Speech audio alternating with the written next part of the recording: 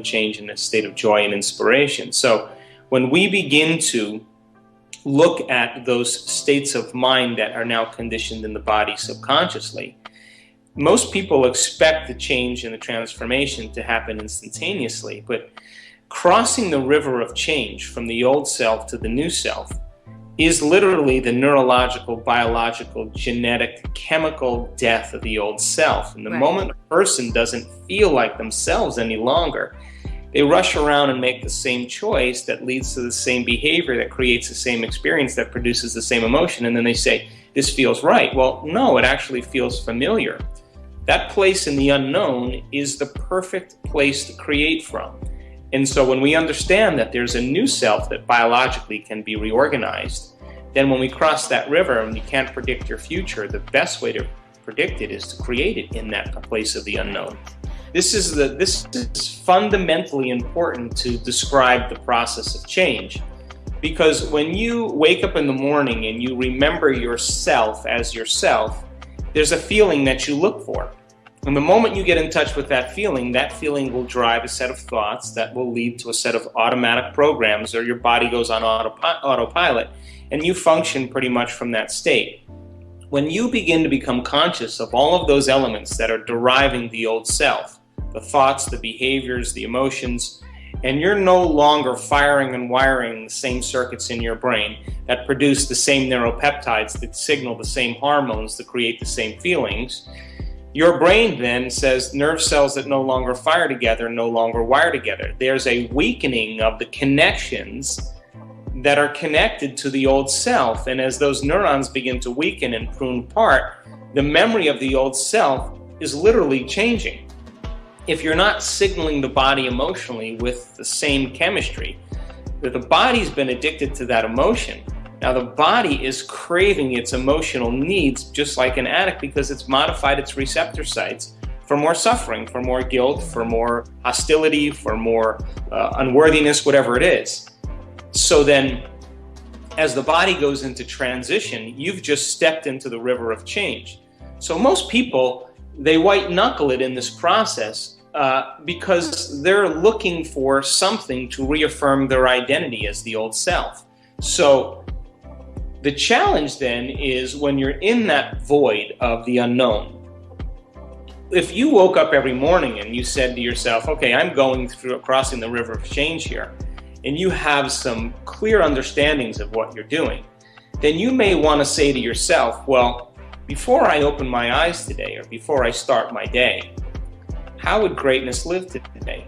What is a future that I want to embrace? What would it emotionally feel like? Can I teach my body emotionally what it feels like to be honorable, to be passionate, to be in love with life, to be in a state of gratitude, and allow those emotions then to cause a level of auto-suggestibility to thoughts that are equal to that emotion, that begin to fire and wire new circuits in your brain, that begin to cause you to plan your behaviors. And as you begin to rehearse and practice in your mind who you're going to be when you open your eyes, you begin to fire and wire new circuits in your brain and begin to emotionally signal your body in new ways. And now you're in a new state of being, because when mind and body are working together, that's a new state of being. So most people don't believe in that future because they haven't experienced yet. But that's because they're relying on their senses to determine reality. The quantum model of reality is beyond the senses. It's an immaterial understanding that transcends the body, transcends the conditions in your environment, and transcends time. Now we have all the biological and neurological machinery to make this happen. But when most people are going through the process of change, they're white knuckling it, waiting for relief. But my message is, if you can unfire and unwire and uncondition your body, then why not refire and rewire, so that now as you begin to every day remind yourself of who you no longer want to be, and then remind yourself of who you do want to be, there will be biological changes in your brain and body, so they're no longer living in the past, they're now living in the future. Now that's when the uncommon and the synchronicities and the wonderful things begin to organize in your life, equal to a new state of being. Because if you're emotionally embracing an event before it's made manifest, and you're in a state of gratitude, you're giving your body a taste of that future event in the present moment. Now, your body as the unconscious mind is literally living in that future in the present moment, and you're signaling new genes in new ways, and you're literally making your brain look like the experience has already happened. That's called knowingness. That's called certainty. That's called a state of being, which started me to think about this concept of the placebo, because placebos are created because a person's belief in something outside of them, some person, some thing, some place, could be a sacred place, and they begin to expect an outcome. And as they begin to anticipate and expect an outcome, what they're doing from a quantum model of reality is they're selecting a future potential, and they're emotionally embracing that future. And as they begin to emotionally embrace that future, they begin a cascade of pharmacological changes that begin to happen in their brain and body that begin to signal new genes so that their body begins to respond because of their belief in that element. So now, we have seen people in placebo studies heal themselves of Parkinson's disease with a saline injection, have 200 times the amount of dopamine created in their belief in some injection that's inert. A sham surgery where a person has an arthritic knee that has significant amount of pain and loss of range of motion, who just has an incision on their leg without having the surgery, 6 years later still walking around with no pain in their knee and full range of motion. Or people that have been diagnosed and have 6 months to live die to the day of that prognosis, but when they do the autopsy on their body, they have no cancer. It was a misdiagnosis, so they died by thought alone. So the person who moves in a state of religious ecstasy and can drink strychnine and have no biological effects, or the person who chews on glass or gets bit by poisonous snake and has no physiological change because of an energetic state of being, starts to beg the question. When a person takes a sugar pill or a saline injection or goes to a place or has a procedure done, and that procedure is a placebo, are they just feeling well? Is it just in their mind? Or is it in their mind and is it in their brain? And are there physical and epigenetic changes that take place as a result of it? And the answer is absolutely yes. So they've changed their state of being by thought alone, which begs the question, do you need the sugar pill or the saline injection or the procedure, or could you just move into a state of being by putting your attention and your investment in a possibility that exists in the quantum field, emotionally embracing it, and then allowing yourself to make something that's unknown known? So the answer to that question is absolutely yes, because when we did our scientific studies at our advanced workshops in 2013 this year, we saw people heal themselves of Parkinson's disease by thought alone, traumatic brain injuries, cancers, by just changing their state of being without anything outside of them. So the placebo works like this.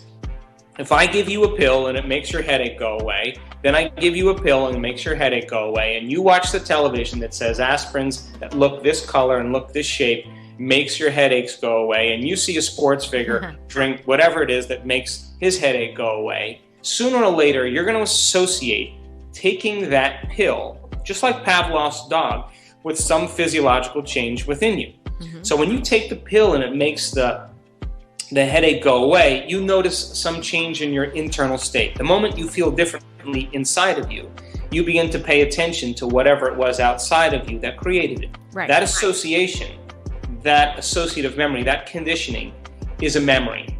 So then we begin to anticipate that change every time we see a pill. So then if you substitute an aspirin for a pill that looks like an aspirin, and you're told by meaning, because meaning has a significant role in the placebo, and it means something to you, then in anticipation of that result, because you're putting your meaning behind it, you have intention behind it, you are conditioned to understand that there's some physiological change, and you expect the outcome, then those are the ingredients that begin to produce physiological changes by thought alone. So it's conditioning, it's expectation, and it's meaning. So then can you take away the sugar pill and the saline injection and teach a person how to condition their mind and body, expect a future potential and emotionally embrace it, and assign meaning and intention so that they understand what they're doing. And you can produce the same exact changes without anything outside of you. In other words, you're changing your internal state that's producing an internal change in your body without anything outside of you. So, complete the quote challenge. Can you complete the inspiring quote and give us the right answer? If you can, and if you can do it first, you're the daily winner. In the last video we were asking for 2 words. The quote was Joe Dispenza's and it goes like this. When you think from your past memories, you can only create. The correct answer was past experiences. So, when you think from your past memories, you can only create past experiences. Congratulations to everyone with the correct answer. It wasn't so hard, was it? Today we are also looking for 2 words and the quote belongs to Joe Dispenza. It goes like this. Give yourself time to meditate, to disconnect, because when you invest in yourself, you invest in. Write your answers in the comments below the video. Be the first one and win this challenge. What do you think about this video? Was it just coincidence you watched it? Did you like it? If you did, don't forget to subscribe and hit that bell button so you don't miss my new videos and new challenges. Give your thumbs up if you like what we do. If you really like what we do here and want to support us, you can join our channel and our community for a symbolic fee and gain many other additional features. You can do that by clicking the join button next to the subscribe button, or you can click on the link in the description of this